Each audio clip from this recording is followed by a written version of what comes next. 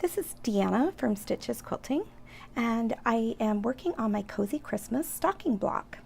And I wanted to show you with the very top of the block, I am going to use a blue gingham Riley Blake Basic, and I am going to put it on the point of the gingham and do it across this way, so it has a little bit more of an interesting look to it.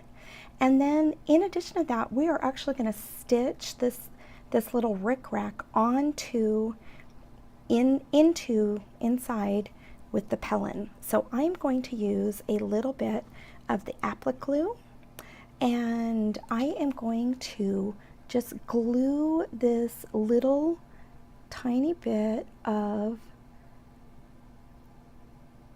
rickrack down, so that when I stitch this on, it will actually be exactly where I want it to line up with the rickrack, because I'm going to go ahead and do the rickrack on point. You can see now that I'm going to lay this on top of here, and I'm going to lay it about on the with the rickrack just above below the edge of the top of the stocking. And then I'm going to stitch this together right like this. So let me go ahead and close my glue so it stays good. And I'm going to take this over to the sewing machine and stitch this down. So let's go ahead and take a look at this. It's ideal to wait for your glue to be dry, but for this little tutorial, we're going to go ahead and have it just go right along. I am actually in Chicago right now at a Sew Pro convention, and I brought my sewing machine all this way with me because I did have a little bit of sewing to do. I'm going to start over here on this edge of the block right here, and I'm going to go ahead and just stitch around on the pencil mark on the Pellon. I don't have an open toe foot. I think I brought one. I'm not quite certain, but we're going to go just right down here to the edge. So I'm keeping an eye where the line is. It is definitely more difficult to stitch this without an open toe foot. And I'm going to bring it along here, stop, pivot, come up here, and then this way that little sweet piece of rickrack is actually attached exactly where we want it, and it's holding in there just right where we want it. And then we're going to turn this inside out and trim the excess fabric first. So let me go ahead and show you, and then give it a good press. I do really like my needle up and needle down position in this sewing machine, or all of my sewing machines. I find it very helpful when doing applique or any type of piecing at all.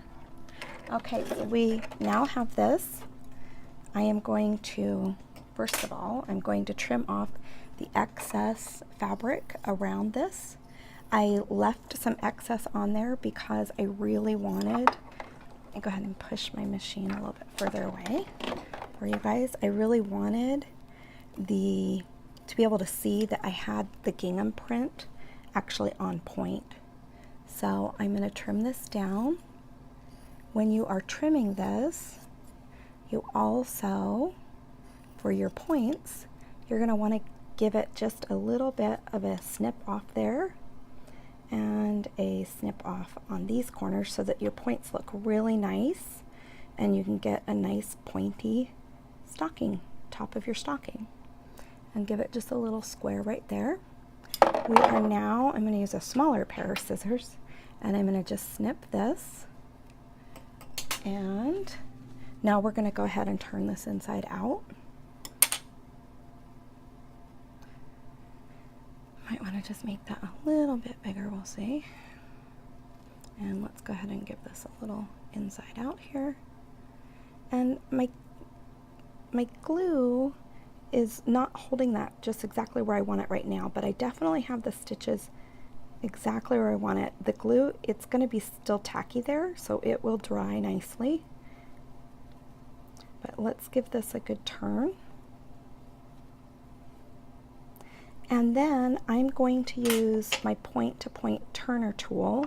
That's a Clover item that Lori Holt recommends using, and is available at Stitches Quilting. It's a very affordable item, but you can see how easily you can press on your fabric, not on the Pellon, because you don't want to break a hole through your Pellon interfacing, and then you can just get that point just perfectly, and how it just looks so nice in there.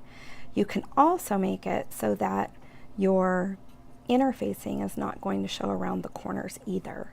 So if you give a little bit of press around the edge of the fabric, you'll see that then your fabric's going to show more than your interfacing will. Here's our last little point that we just made, both of those. Aren't they beautiful? So just with that little snip of the extra fabric, using the point-to-point turner, I tell you, this is just the perfect tool. I have heard about it, and I finally bought one, and I have to tell you, I mean, with all the things I heard about it, I actually really do enjoy this tool. It's very nice. So this little pointy end is just perfect. It's not too sharp that it actually goes through your fabric and pokes a hole through it, but it really is just the perfect, it just hits that perfect spot. So I'm gonna actually maybe point that out a little bit more right there. Okay, so now what I'm gonna do is I'm gonna use this end of the turner, and you can see we just don't want the edges of the interfacing showing at all, and I kind of really went to town on that. So what I'm going to do now, what I'm going to do now is go ahead and use this going around, kind of pushing around the edge on the fabric so that the Pellon interfacing doesn't show at all. Cotton fabric is actually a good little stretch to it, and you can easily go ahead and push that around. So this is a great tool for that, and also using this other end too. This is good for making clothing, for quilting, for anything. Now, that little bit of glue that I put there is now nice, and it's holding that just exactly enough so that I can stitch this down onto my block background with the rest of the block pieces. So doesn't that look great? We got a perfect placement where we wanted. Remember, I wanted that on point with the gingham, and I just think it looks darling. Here's my stocking block. So here's the stocking block with that little top of the block right there. Darling, isn't it? Oh, yum. I love it. All right. Can't wait to see your blocks too.